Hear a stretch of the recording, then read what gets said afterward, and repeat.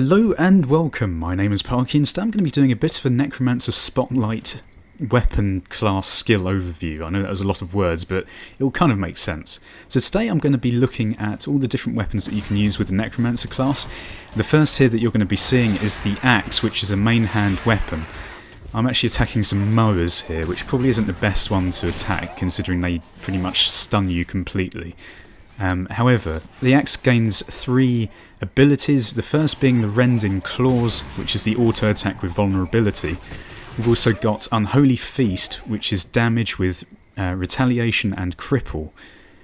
And we've also got Ghastly Claws, which is one of my favourites. It's a flurry with just straight damage. The next weapon we're going to be taking a look at is the Staff, which is a dual-handed weapon. It means that you can't equip an offhand. It uses all 5 slots and it gives you 5 skills. A lot of them are actually AoE type skills, which you'll see I'm putting on the floor here. They're almost like traps in a way. So we've got Necrotic Grasp, which is the auto. We've also got Mark of Blood, which is an AoE bleed with regen on allies if they walk through it. Reaper's Mark, which is an AoE damage with fear, and Chillblains, which is again AoE damage with chill, and Putrid Mark, which is the last ability, which is AoE damage, and ally conditions get transferred to the foe. Right, the next weapon I'm going to be having a look at is the Scepter, which is again a main hand weapon. This one gives you 3 skills, first being Blood Curse, which is an auto with bleed, Grasping Dead, which is an AoE bleed with cripple, and also Feast of Corruption, which is a damage, but it actually gains additional damage on the foe for every condition that you've placed on them. So this is actually quite useful with the Dagger offhand, which gives 3 conditions to the foe. However, we'll get onto that in a second, when I can actually find something to kill.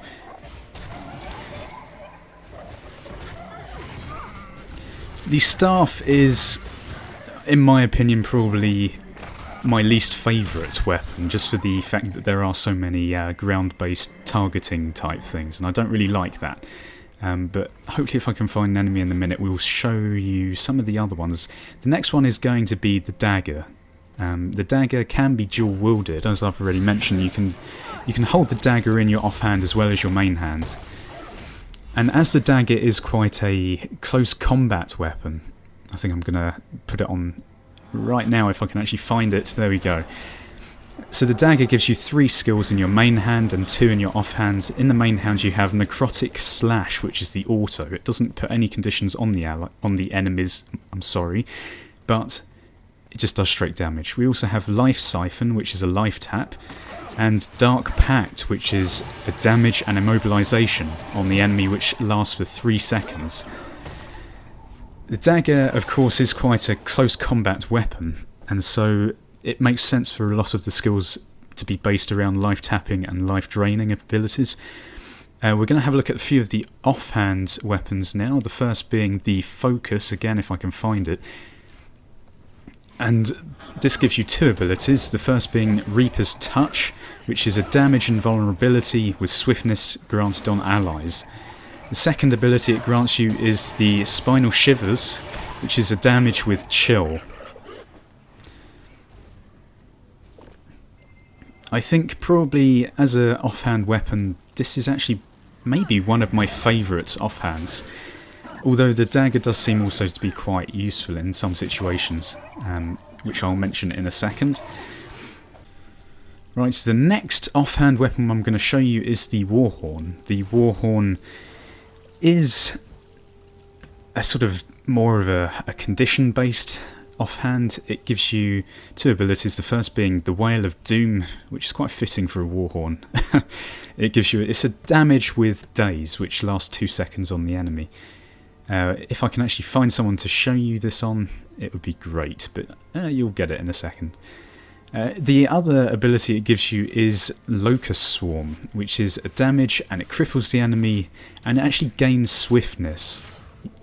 Not the enemy, you actually gain swiftness. I'm sorry, I can't speak English sometimes. So yeah, I do like some of the animations for these things. It's very pretty.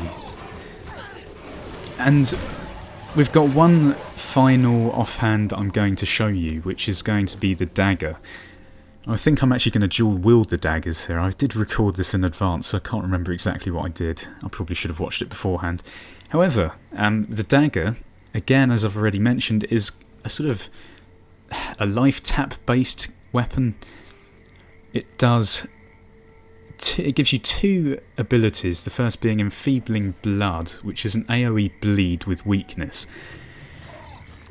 It also gives you Deathly Swarm, which is a damage and a blind, and it gives 3 conditions to the foe. So that was what I was mentioning earlier when I was talking about Feast of Corruption with the Scepter, if you're using it as the main hand, because the Scepter does deal additional damage for the number of conditions that the foe has. So if you use Deathly Swarm and then Feast of Corruption, it can be quite a good sort of combo.